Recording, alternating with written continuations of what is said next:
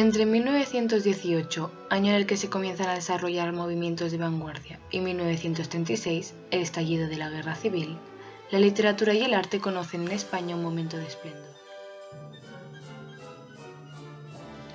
De entre muchos escritores y artistas que se desarrollan durante este periodo de tiempo, destaca un grupo específico, la generación del 27, también conocida como la generación de la amistad, generación de la vanguardia, nietos del 98 o generación de los años 20. El concepto generación del 27 surge a raíz de la celebración del tercer centenario de Góngora en Sevilla, que se produjo en el año 1927. En la fotografía, de izquierda a derecha, encontramos a Rafael Alberti, Federico García Lorca, Juan Chavas, Mauricio Bacarisse, José María Romero, Blasco Garzón, Jorge Guillén, José Bergamín, Dámaso Alonso y Gerardo Diego. Durante este año se llevarán a cabo otros eventos relacionados con el autor, como por ejemplo el Concurso Nacional de Literatura, cuyo ganador fue Dámaso Alonso con su obra La lengua poética de Góngora. Pero sin duda, el acto más significativo y que, como hemos mencionado, dará nombre a esta generación, es la celebración en Sevilla del tercer centenario de Góngora, al que acudieron la mayoría de los artistas masculinos considerados miembros de la generación del 27, los cuales quedaron inmortalizados en la histórica fotografía. Los artistas de la generación del 27 nacieron mayoritariamente entre 1880 y 1910. Su vida está marcada por una serie de sucesos que influyen en su trayectoria y en su obra. Para poder entender su esencia debemos tener en cuenta que ocurrió en la Europa del siglo XX y obviamente en España, lugar donde transcurrió en general la totalidad o la mayor parte de sus vidas. España inaugura el siglo XX con la derrota militar de 1898 frente a los Estados Unidos, lo cual supone la pérdida de Cuba, Puerto Rico y Filipinas. Esta pérdida de las colonias americanas significa para España un periodo de depresión y decadencia que desemboca en un intento de los que quieren construir una conciencia nacional, moderna y liberal como las de las demás naciones europeas, el regeneracionismo. En 1902, Alfonso XIII juró la Constitución como rey de España. La neutralidad de España en la Primera Guerra Mundial no evita que al final de la primera década el país se encuentre en plena crisis. La guerra colonial, la creciente organización de la izquierda en partidos y sindicatos revolucionarios, como la anarquista Confederación Nacional del Trabajo, y la depresión económica que afecta a toda Europa, conducen a España a una crisis de gobierno que termina con el golpe de Estado del general Primo de Rivera en 1923, apoyado por el rey. El dictador impone una acción de gobierno totalitaria que desplaza las libertades políticas y las demandas proletarias en favor de la recuperación económica. Estabiliza el país alcanzando acuerdos con estamentos tan distintos como los socialistas de la Unión General de Trabajadores, también llamados UGT, los militares tradicionalistas y la institución monárquica. Sin embargo, la ruptura con los socialistas perjudica al dictador y propicia la convocatoria de elecciones libres en 1931, que ganan los republicanos. Posteriormente, el 18 y 19 de julio de 1936, se inició una insurrección militar que dará lugar a la Guerra Civil y más tarde a la dictadura liderada por el general Francisco Franco. Teniendo en cuenta estos hechos, entendemos que los artistas de la generación del 27 nacen y crecen en una crisis continua, marcada por el pesimismo histórico y las ansias de modernizar la sociedad española, un tema recurrente en la cultura de su infancia y su juventud. La guerra civil conllevará su posicionamiento político, la vivencia de la censura, la represión, la muerte en el caso de Lorca o el exilio en muchos de los intelectuales de la generación. Pero volvamos a la fotografía de la nómina oficial. Ninguna mujer aparece en la famosa fotografía del evento. ¿Son invisibles las figuras femeninas? ¿No destaca ninguna mujer en esta generación? ¿Ellas existieron? Constatamos la existencia de un grupo de mujeres nacidas entre los años 1890 y 1915, denominadas y conocidas como las sin sombrero.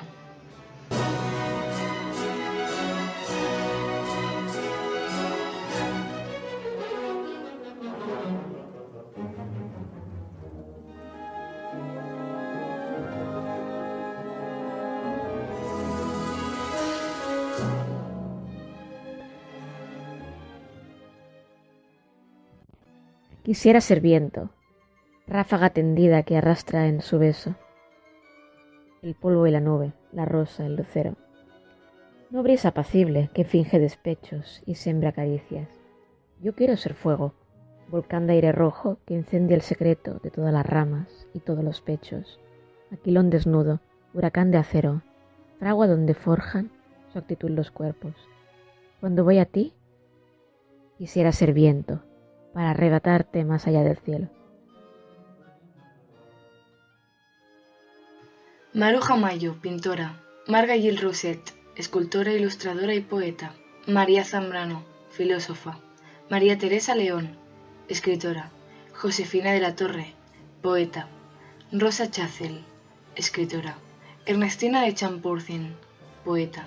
Concha Méndez, escritora. Margarita Manso, pintora, o Ángeles Santos, pintora y artista gráfica, pertenecían a dicha generación y todas ellas y muchísimas más forman parte del grupo denominado Las Sin Sombrero.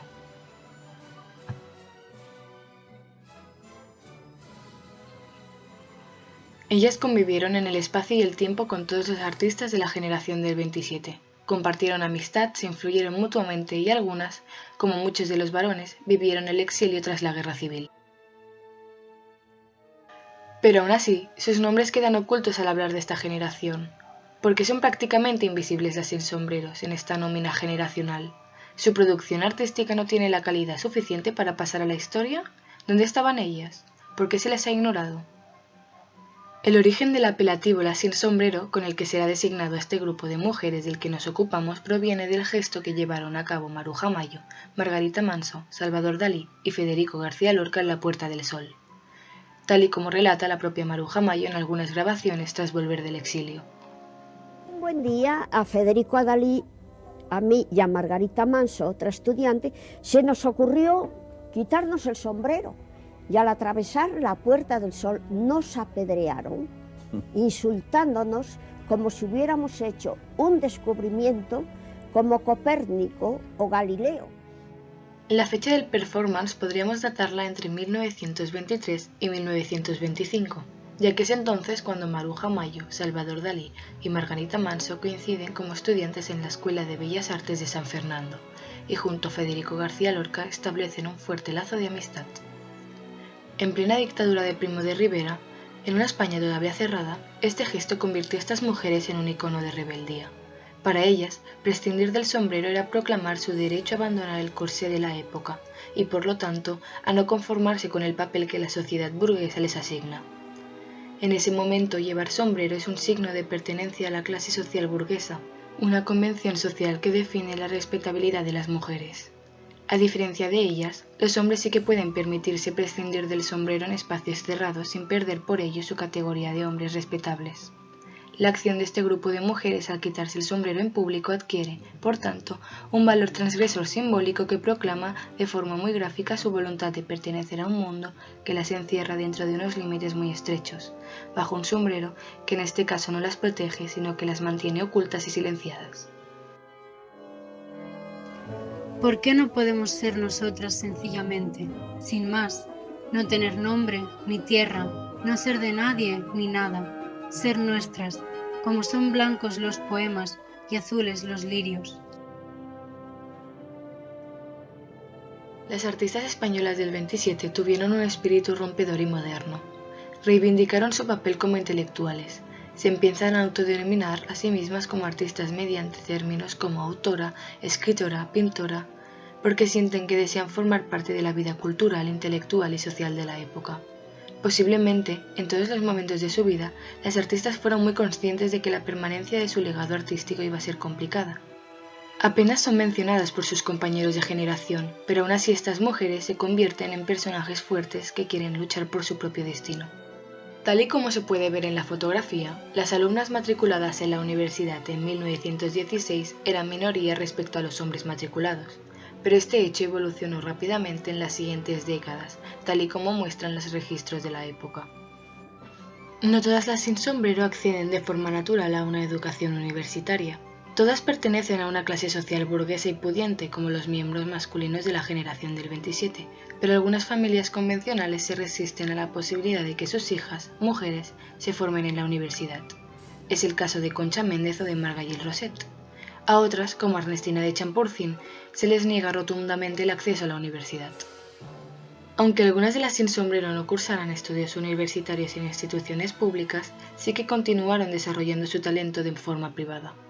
Es el caso de Ángeles Santos, quien recibe clases privadas del pintor italiano Cellino Perotti, o Margallel Rosset, quien es educada por su madre. Uno de los centros de formación intelectual más importante durante este periodo del siglo XX y que acoge a muchos miembros de la generación es la Residencia de Estudiantes. La residencia se crea en 1910, fundada por la Junta de Ampliación de Estudio, y está en funcionamiento hasta 1936, año en el que estalla la Guerra Civil. La residencia se convierte en un foco de difusión de la modernidad intelectual en España, y de entre sus residentes surgieron muchas de las figuras más destacadas de la cultura española del siglo XX, como el poeta Federico García Lorca, el pintor Salvador Dalí, el cineasta Luis Buñuel y el científico Severo Ochoa. Acuden también otros miembros de la época como Miguel Unamuno, Juan Ramón Jiménez o José Ortega y Gasset. 5 años después de su fundación, la Junta de Ampliación de Estudios funda la Residencia de Señoritas, la cual fue el primer centro oficial destinado a fomentar la enseñanza universitaria para mujeres en España. Esta fue dirigida desde su creación por la pedagoga María de Maeztu. La residencia impartía todo tipo de estudios, organizados en cursos, bachillerato, títulos universitarios y doctorados. Se imparten estudios de todo tipo, filosofía y letras, química, odontología, farmacia, entre muchas otras disciplinas, también clases de español y de cultura española, a las que acuden mujeres desde Europa o Estados Unidos. En esta residencia se forman o ejercen como profesoras algunas de las sin sombrero. Es el caso de María Zambrano, que fue profesora de filosofía, y de Maruja Mayo, quien fue profesora de dibujo. Rosa Chacel ingresó en 1915 en la Real Academia de Bellas Artes de San Fernando, en la que, 8 años después, ingresan Margarita Manso, Maruja Mayo y Salvador Dalí. Estos 3 últimos creadores, junto con Lorca, entablan una larga amistad que durará años. Esta escuela proporciona a hombres y mujeres de esta generación un contacto con el mundo artístico y cultural de Madrid durante sus mejores años de juventud, según cuentan ellos mismos. Coincidí con Salvador Dalí, que como siempre Dalí suspendía, pues lo reducían al primer curso. Y Dalí, al conocerme, pues se entusiasmó de nuestras conversaciones y me trajo a Federico García Lorca, a Buñuel, que eran los residentes más destacados de la Residencia de Estudiantes. Las revistas y periódicos serán fundamentales en la difusión de la obra artística de la generación del 27. Entre las más famosas se encuentra la Revista de Occidente y la Gaceta Literaria. Concretamente, la Revista de Occidente es una publicación cultural y científica española, editada por la Fundación José Ortega y Gasset, que divulga las corrientes más innovadoras dentro del pensamiento y de la creación artística y literaria, y juega un papel fundamental en la difusión de la cultura española y europea. Esta publicación es habitualmente leída por los artistas de la generación del 27. Algunos de ellos publican en ellas sus artículos y esta se convierte en un popular foco dinamizador del ambiente cultural a través de las tertulias y eventos que organiza, siendo un punto de encuentro entre los intelectuales de la época. También las sin sombrero participaron activamente en la Revista de Occidente. Destaca Concha Méndez, que acude a las tertulias del Café Pombo, a las tertulias de la Granja y a las reuniones en la Revista de Occidente. En estas reuniones, Concha brillará como intelectual y llegará a ser una mujer respetada por los intelectuales masculinos. Rosa Chacel, novelista, y María Zambrano, la filósofa, siendo muy jóvenes, participan en las tertulias junto a Ortega y Gasset, organizadas por la Revista de Occidente, y también acuden a sus clases en la universidad, donde además coinciden más de una vez con Concha Méndez y Maruja Mayo. Cuenta Concha Méndez que Ortega y Gasset le habló a María Zambrano, su alumna predilecta, afirmando que ningún otro de sus discípulos tenía la inteligencia que poseía ella. Asimismo, el profesor valora excepcionalmente al artista Maruja Mayo, única persona a quien Ortega y Gasset en 1928 le organiza una exposición individual en la sala de la Revista de Occidente. Es obvio que las sin sombrero, junto a los hombres de su generación, constituyen un grupo de mujeres intelectuales, sensibles y creativas que enriquecieron con su obra el patrimonio cultural. Pero, ¿cuál fue la naturaleza de su obra? La temática de su obra evoluciona en muchos casos del yo a nosotros y penetrará en los problemas sociales y políticos, frente a los cuales algunos autores se posicionan, la mayoría, como partidarios de la República. Dado que la mayoría de ellos optaron por el Partido Republicano, la última fase de su evolución está marcada por el compromiso político y en muchos casos por el exilio, la nostalgia, el recuerdo y los temas de carácter existencial. Entre las obras de los autores destacan 3 grandes etapas. La primera va desde sus inicios hasta 1930 aproximadamente. Es un periodo de iniciación donde está presente el tono beckeriano, algunos elementos postmodernistas y se deja sentir el influjo de las primeras vanguardias. Cuando los artistas alcanzan su madurez, su obra cambia, y es ahí donde empieza la segunda etapa, que va desde 1930 hasta el 36. Ya cansados de las aventuras formalistas, su obra inicia un proceso de rehumanización. La obra de las escritoras, escultoras y pintoras de esta generación evoluciona de forma muy similar, coincidiendo casi plenamente con las etapas que atraviesan los creadores. La mayor diferencia está en la mirada femenina sobre la realidad. La mujer en su obra se convierte en un personaje pictórico y literario fuerte, emancipado, que lucha contra su destino. Se representan grupos de mujeres con un look moderno, fumando o en actitud intelectual. Las personalidades son fuertes e independientes y hacen suyo el espacio que, hasta el momento, solo estaba permitido a los hombres. Las sin sombrero constituyeron la primera generación de mujeres que entró sin complejos en el mundo artístico, mujeres de gran talento que compartieron amistad, reflexiones y vivencias y que con su obra influyeron de manera decisiva en el arte y el pensamiento español de la época, y en algunos casos, debido a su producción en el exilio, en los estilos y géneros de artistas internacionales.